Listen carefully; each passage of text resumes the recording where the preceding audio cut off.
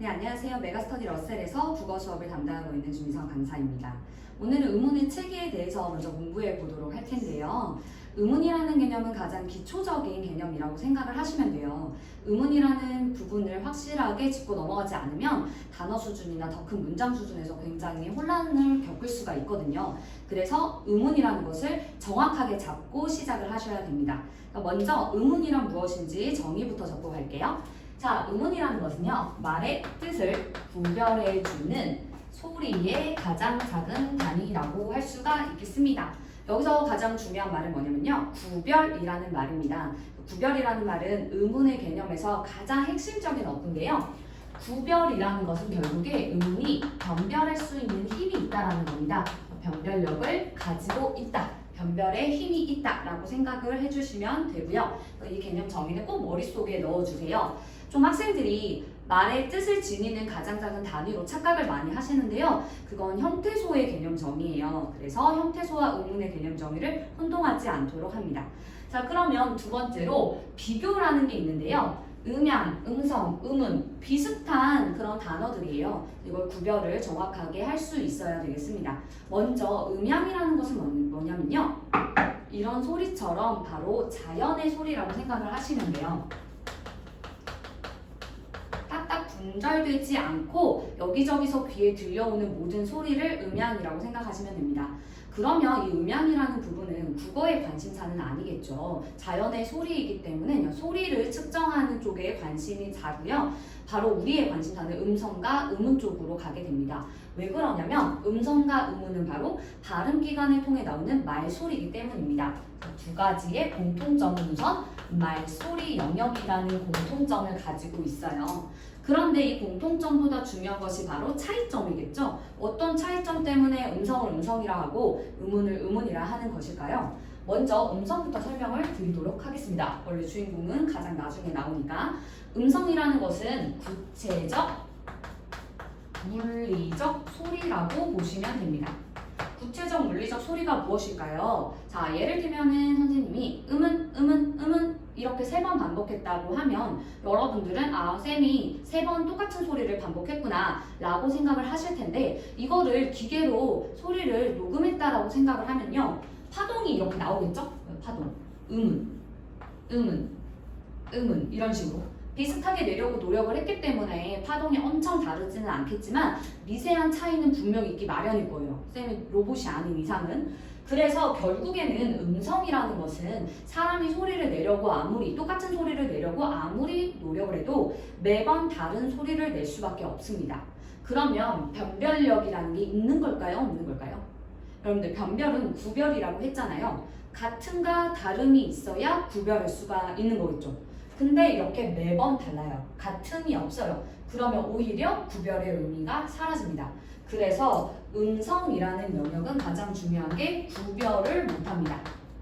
바로 변별력이 없다라는 거죠. 그래서 기계로 재는 구체적이고 물리적인 소리, 매번 다른 소리, 변별력이 없는 소리라고 생각을 하시면 되겠습니다.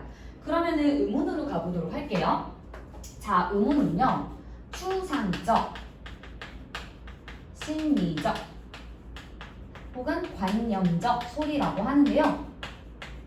그럼 뭐냐면 여러분들, 쌤이 음은 이랬더니 선생님이 3번 같은 소리를 냈네 라고 인식을 하셨잖아요, 머릿속에서.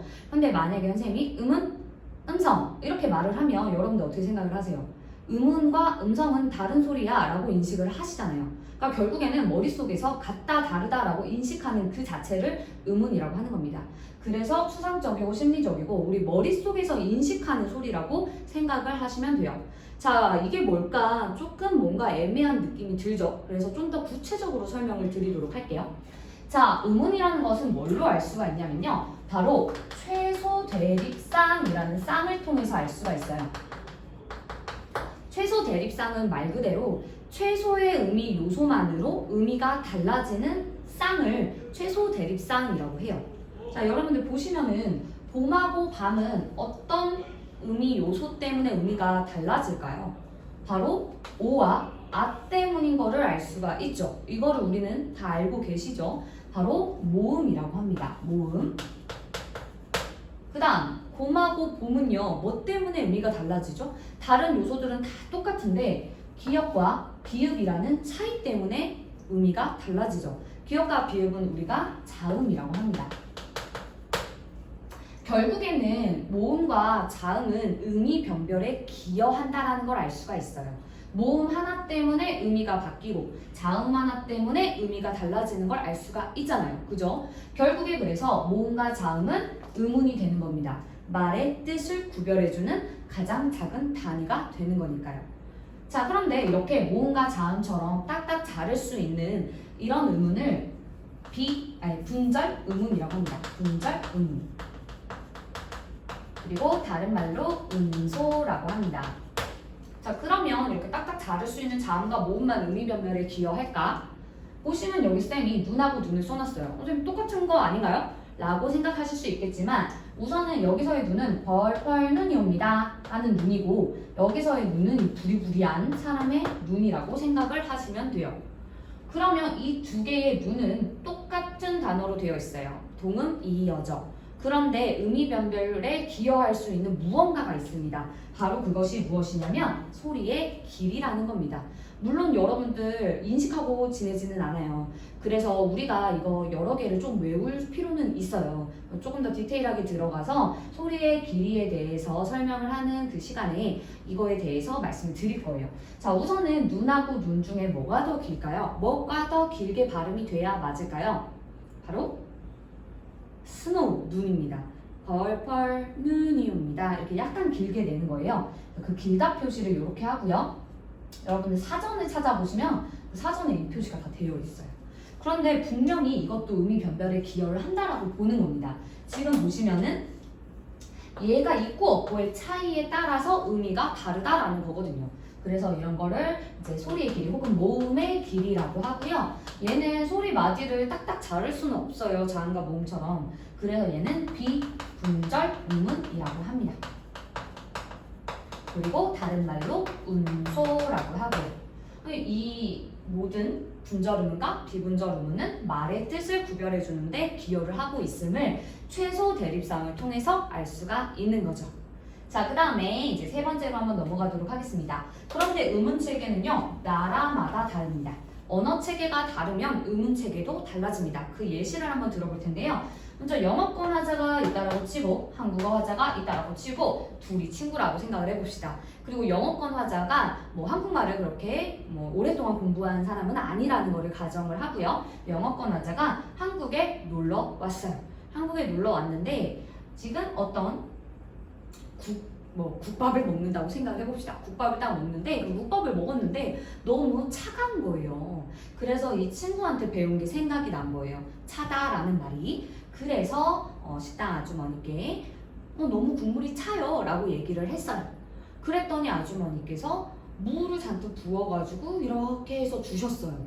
그래서 이게 무슨 일인가 라고 생각을 해봤겠죠.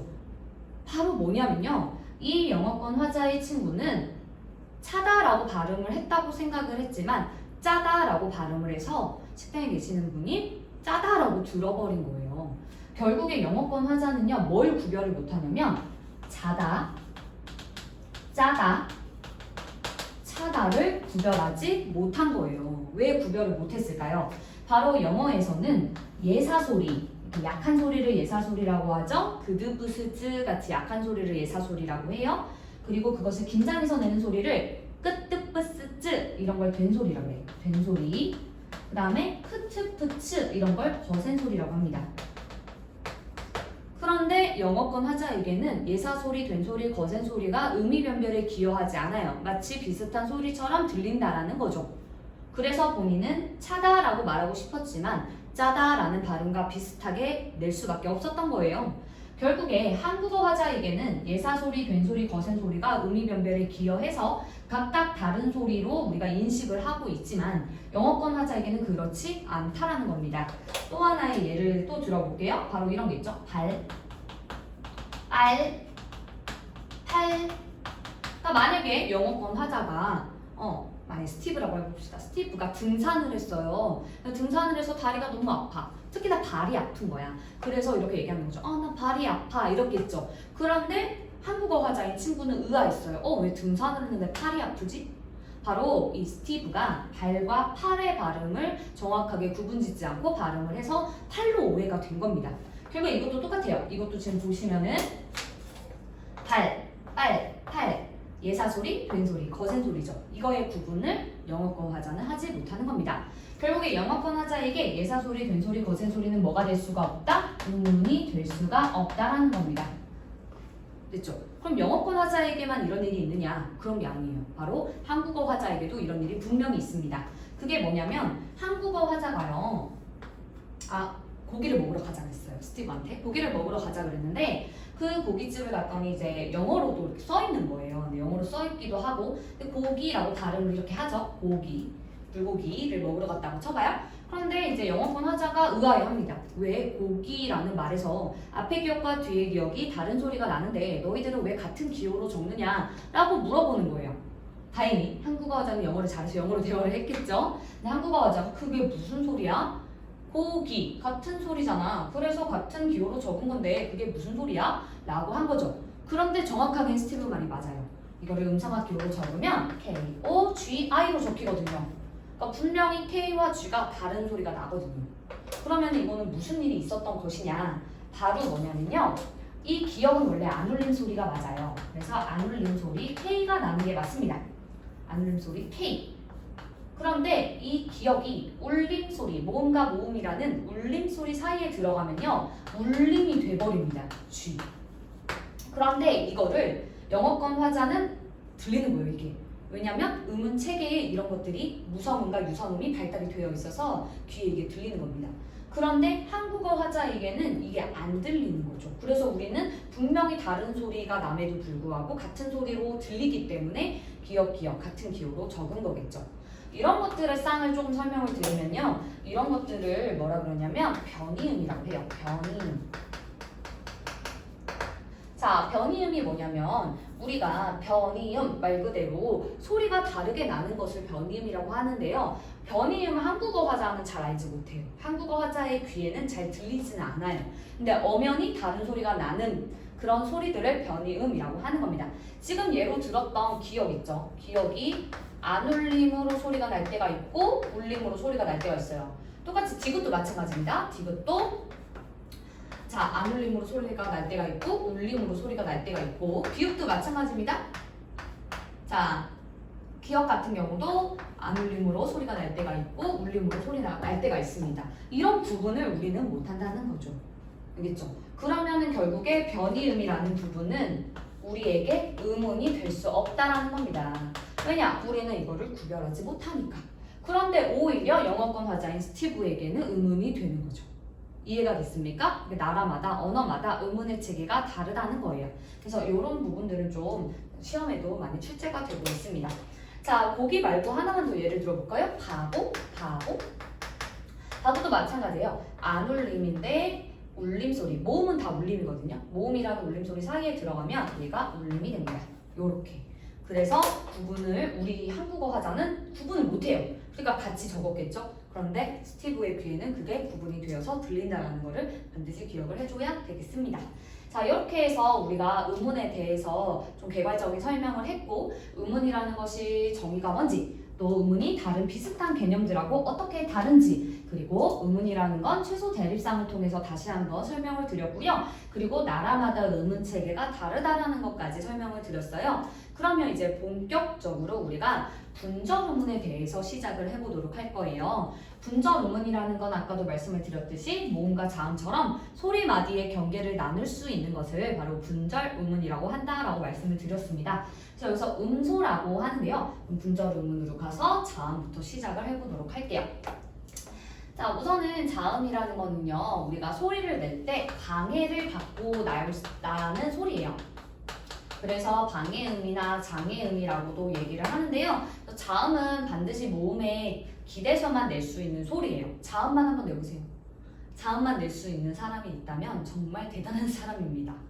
자, 자음만 낼 수 없어요. 그, 기, 가 이런 식으로 자음은 무조건 모음에 기대서만 낼 수가 있고요.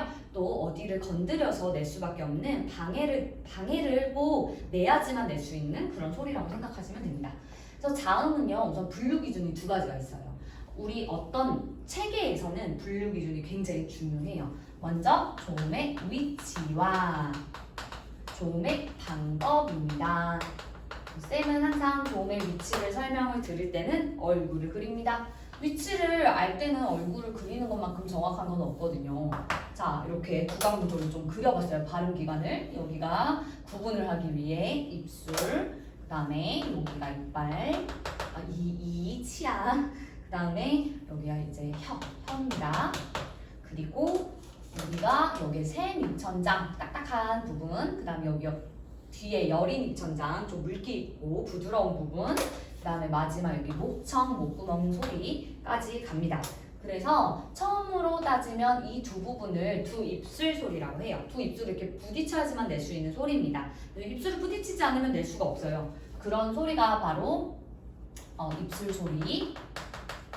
입술 소리의 계열에는 어떤 것들이 있냐? 바로 무, 브, 뿌, 푸 이런 게 있습니다. 그래서 참고로 거의 대부분의 나라에서 엄마와 아빠를 소리내는 거가 입술 소리입니다. 마마, 마더, 맘, 엄마, 아빠, 빠더, 빠빠. 왜 그럴까요? 바로 입술 소리가 가장 쉬운 소리이기 때문이래요. 그래서 생존하고 가장 맞닿아있기 때문에 가장 쉬운 음운인 무브뿌프가 쓰이지 않았겠느냐라고 생각을 하는 거죠. 신기하죠? 그 다음에 우리 소리 중에서 가장 많이 소리를 내는 게 뭐냐면 혀끝과 잇몸이 닿아서 내는 소리예요. 그래서 여기를 혀끝이라고 하고 이제부터 세트를 하셔야 돼요. 혀끝하고 여기가 잇몸. 그러면 세트입니다. 얘네가. 혀끝하고 잇몸이 닿아서 내는 소리가 우리가 내는 소리 중에 가장 많아요. 그게 바로 뭐냐? 드, 트, 스, 드, 스, 스, 르 이런 애들 있어요. 뜨도 있어요. 뜨. 같은 계열은 같이 가요. 여기서도 푸 같이 갔잖아요. 여기서도 트 같이 가고 느르. 그래서 이런 소리들은요 다 잇몸을 건드려서 내야 돼요. 느, 드, 르, 스, 드, 이렇게. 그래서 시옷 발음 잘 못하는 친구들 있죠. 번데기 발음으로 내는 친구들은 왜 그런 거냐면 치간음을 내시는 거예요. 치간음은 이와 이 사이에 혀를 내미는 거예요. 이런 거 번데기 발음이라고 하죠. 뜨. 근데 이렇게 발음하는 게 아니라 혀를 잇몸에 붙여서 내셔야 돼요. 그러면 슛 발음 연습이 좀 되실 거예요. 자, 그 다음에 새립천장 소리. 새립천장은 어디랑 세트냐? 여기 혓바닥. 혓바닥과 새립천장이 세트입니다. 이런 걸 여기를 새립천장 소리라고 하는데 새립천장 소리에는요 즈쯔츠 이렇게 있습니다. 즈쯔츠 됐죠? 그 다음에 여기를 혀 뒤라고 합니다. 혀 끝하고 헷갈리지 마시고 혀 뒤랑 여기 여린 입천장. 그래서 혀 뒤와 여린 입천장이 닿아서 내는 소리가 있습니다. 바로 이렇게. 이응이 목청 소리가 아니라는 걸 유념해 주세요. 같이 해보시면 알겠지만 혀가 안 움직여요. 그죠? 그 다음에 마지막으로 목청 소리 목청 소리입니다. 그래서 조음의 위치는 다시 한번 말씀드리면 첫 번째 입술 소리, 그 다음에 잇몸 소리, 그 다음에 새입천장 소리, 그 다음에 여린 입천장 소리, 그 다음에 목청 소리. 이렇게 5군데에서 조음의 위치로서 소리가 나고 있다는 걸 알 수가 있어요. 한번 해볼게요. 그느드르 무브스 으즈 츠크 드프흐 다 있잖아요. 그죠? 자, 그 다음에 조음의 방법으로 가보도록 할게요. 우선 조음의 방법 가기 전에 여기 밑에 변이 조금 지워보도록 하겠습니다.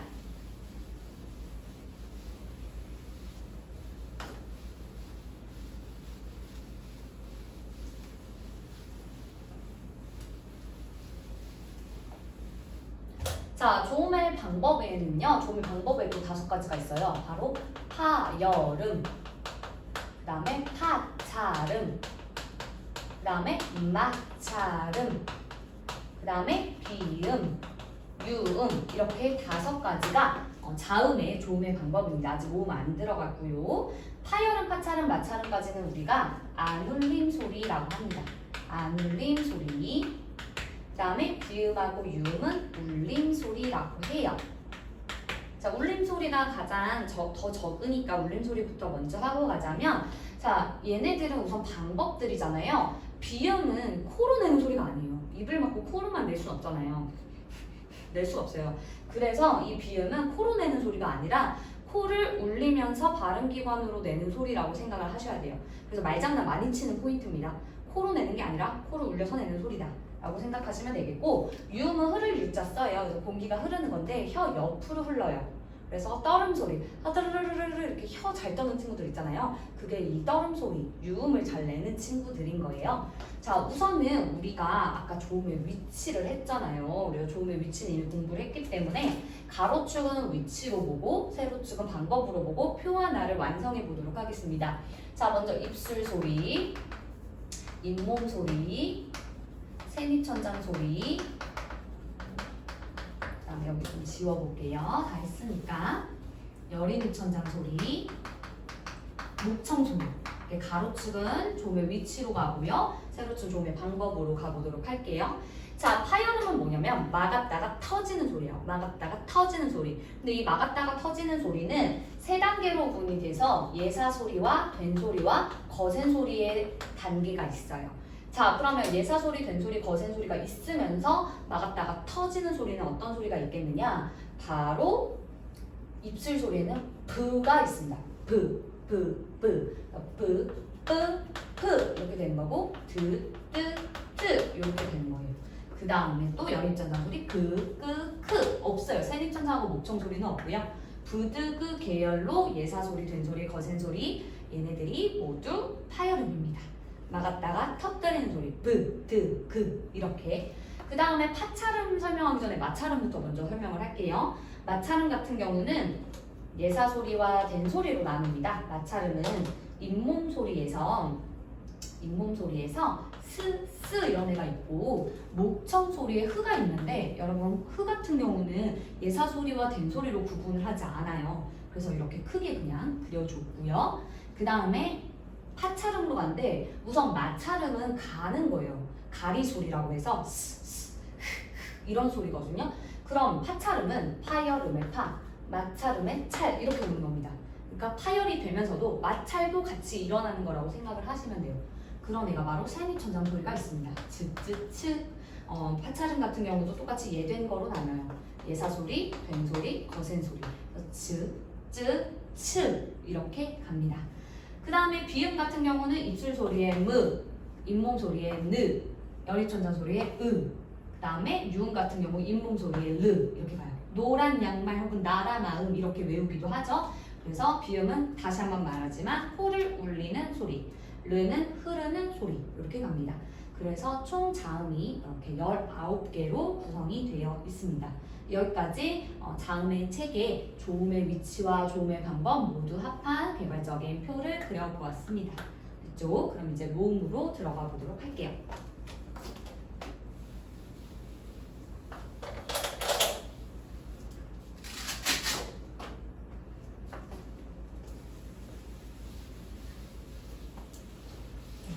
다 지우고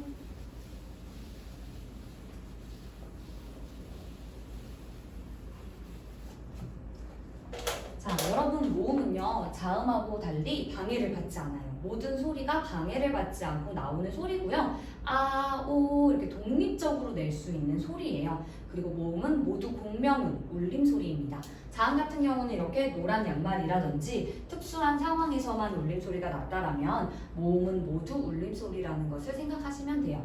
모음이라는 거는 두 가지로 나눌 수가 있겠는데요. 먼저 단모음과 이중모음으로 나눌 수가 있습니다. 단모음은 뭐냐면요. 단모음 같은 경우와 이중모음의 분류 기준이 또 있어요.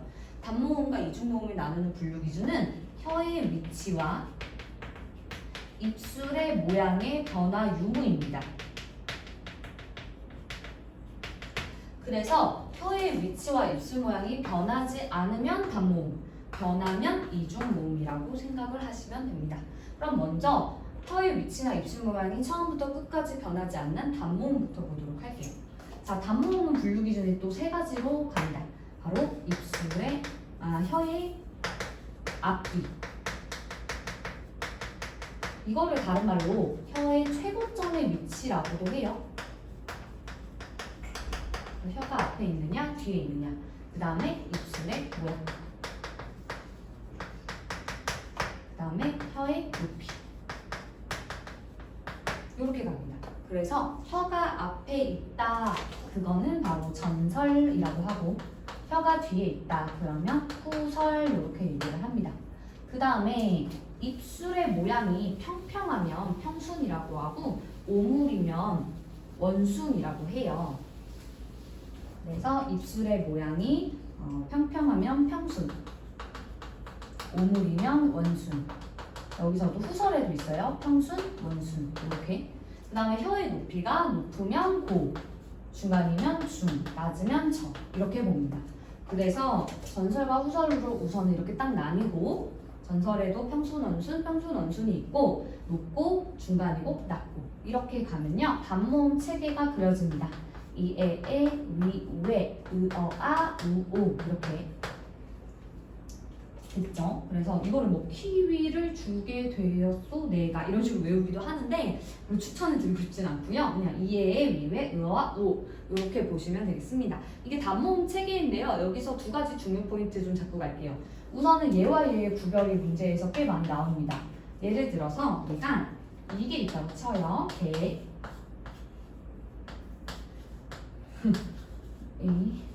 열심히 네, 이 개가 있고 또 멍멍 쥐인가? 아씨 안 되는데 이 개가 있다라고 쳐볼게요. 그럼 이 발음 어떻게 구별할 수 있을까요? 이 개와 이 개를 발음을 구별하는 게 쉽지가 않죠.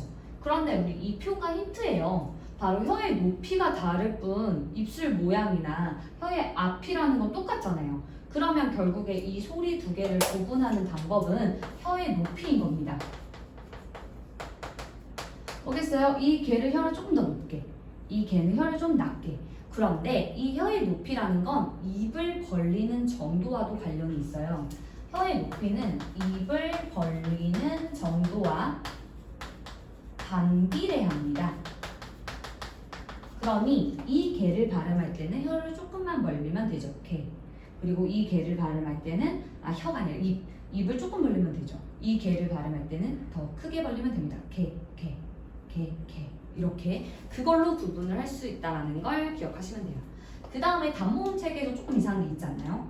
바로 아까 얘기했잖아요. 혀의 위치와 입술의 모양 변화가 없어야 단모음이라고 말씀을 드렸는데 위하고 외 같은 경우는 위, 외, 이게 바뀌죠. 위, 외. 그러면 얘 이중모음이어야 하는 거 아니에요? 그런데 얘는 단모음으로 들어가요. 그래서 얘 같은 경우는 그냥 이중모음 발음 허용이라고 취급을 합니다. 다시 한번 말씀드리면 얘네들 엄연히 단모음의 체계에 들어가고 이중모음으로 입술 모양이 바뀌는 것도 허용한다 라고 생각하시면 돼요. 알겠죠? 자, 그러면 여기까지 단모음 체계를 했고요. 단모음 체계 10개입니다. 10개. 이제 이중모음으로 들어보도록 할게요. 혀의 위치와 입술 모양이 변화하는 모음, 이중모음인데요. 이중모음은 이렇게 생각하시면 돼요. 단모음 플러스 단모음. 반모음은 모음의 절반 정도로 정말 속도를 빨리 하는 모음이라고 생각하면 되고 독립적으로 사용할 수가 없어요. 이렇게 단모음에 붙어야지만 사용할 수가 있는데 반모음 계열에는 이 소리가 나는 계열인 I 계열이 있고 O랑 U 소리가 나는 계열인 W 계열이 있어요. 이렇게 두 가지의 반모음이 있는데 이 반모음이 단모음과 만나서 이중모음이 되는 거예요. 단모음 아, 어, 우, 에를 만난다고 생각을 해봅시다. 이 이가 뭐라 그랬어요? 속도가 빨라지는 절반 정도의 모음이라고 말씀을 드렸잖아요. 그래서 빨리 내면 돼요. 야, 여, 유, 예 이렇게 그렇게 이중모음이 만들어지는 겁니다. 그래서 야, 여, 요, 유, 예 이렇게 됐죠? 이중모음. 그 다음에 오우 계열도 마찬가지예요. 얘네들은 에 살짝 지워볼게요. 얘네 같은 경우는 아, 어, 에를 만납니다. 그러면 어떻게 되냐? 와, 워, 왜가 됩니다. 이렇게. 근데 우리 하나 안 했는데 이중모음 중에 하나 아직 안 했어요. 그게 바로 뭐냐면 외국인들이 발음할 때 가장 힘들다고 하는 발음. 의입니다. 의는 여러 가지 견해가 있어서 쌤이 말씀을 드리면요. 의 같은 애는 이렇게 보는 게 있어요. 얘처럼 반단이다 라고 처리를 해버리면 그때는 의라는 반모음을 새로 만들고 이라는 반모음과 그러니까 의라는 반모음, 이라는 단모음이 만나서 의가 된 거다 해서 반모음을 새로 만들어야 되고요. 이 순서를 바꾸자는 쪽도 있어요. 순서를 바꾸면 어떻게 되냐면 의라는 단모음 뒤에 이가 온 것이다. 단모음 이가 온 것이다. 해서 의로 보자고. 그러니까 이 경우에는 이 순서를 바꾸지 말고 반모음을 하나 더 만들자라는 쪽이고 이쪽 같은 경우는 반모음을 뭐하러 하나 더 만드냐 그냥 순서를 바꾸자 해서 얘 같은 경우는 이제 단반이 되는 거죠. 단모음, 반모음 순서로 두 가지 견해가 있습니다. 그래서 그냥 참고로 알아두시고 보시면 하나, 둘, 셋, 넷, 다섯, 여섯, 일곱, 여덟, 아홉, 열, 11아예요. 11아. 그래서 이중모음 11개고요. 그러니까 단모음은 10개라서 21개입니다. 그렇게 보시면 우리 아까 자음이 19개였거든요. 그래서 자음 19개와 모음은 단모음 10개, 이중모음 11개 해서 21개, 총 40개가 우리 국어의 자모음 개수라고 생각을 하시면 되겠습니다. 자, 그럼 여기까지 의문의 체계에 대해서 한번 다루어 보았는데요. 먼저 의문의 정의, 그 다음에 음양, 음성, 의문과의 비교, 그리고 의문은 최소 대립상으로 알아보는 방법, 그리고 의문엔 분절의문, 비분절의문이 있는데 분절의문에서 자음과 모음에 대해서 공부를 해보았습니다. 그래서 이거를 넘어서서 이제 의문의 변동까지 할 수 있어야 되겠는데요. 오늘은 여기까지 마치도록 할게요.